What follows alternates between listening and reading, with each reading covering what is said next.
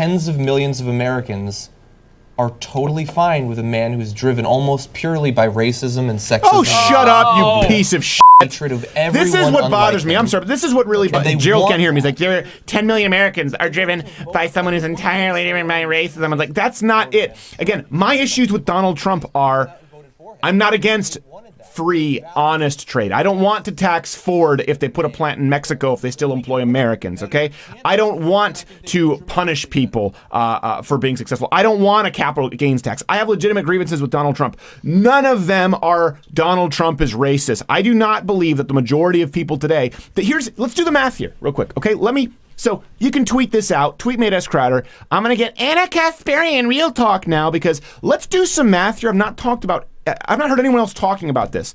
This means if you look at these maps that a majority of the bleed over to Donald Trump are people who voted for Barack Obama and felt screwed. They didn't vote for Barack Obama, then just, you know what? I hate Negroes. I hate the colored people. I'm going to vote Trump. They voted Barack Obama in their own self-interest. They felt like they got screwed, and now they voted for Donald Trump. The vast majority of white Americans voted for Barack Obama, and now the vast majority of Americans are voting for Donald Trump. So you can't say that these same people, because there's a huge amount of people, if you look at that crossover, that these people were voting for progress with Donald Trump, with Barack Obama, and now all of a sudden they're racist because they pulled the lever for Trump because you screwed them.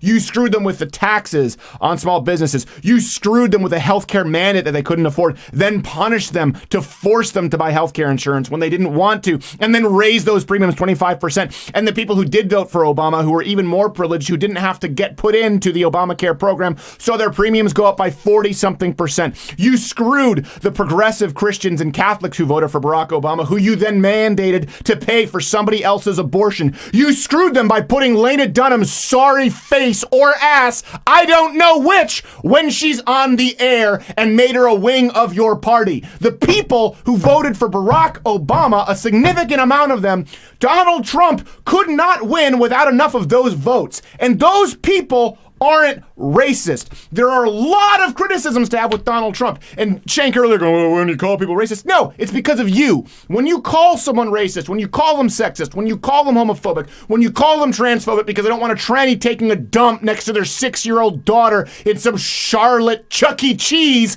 guess what? They pull the lever for Trump after they voted for Obama, you dipshit.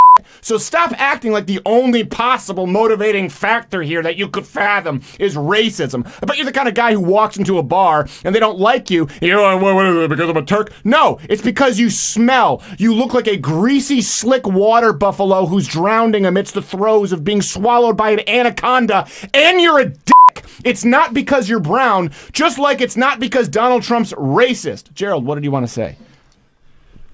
Hey, Jared's laughing. This video is taken from the full weekly podcast, Louder with Crowder. Subscribe by clicking it. Jared's laughing because he just got shot. The loss of blood is making him delirious. Who shot him? Guilty.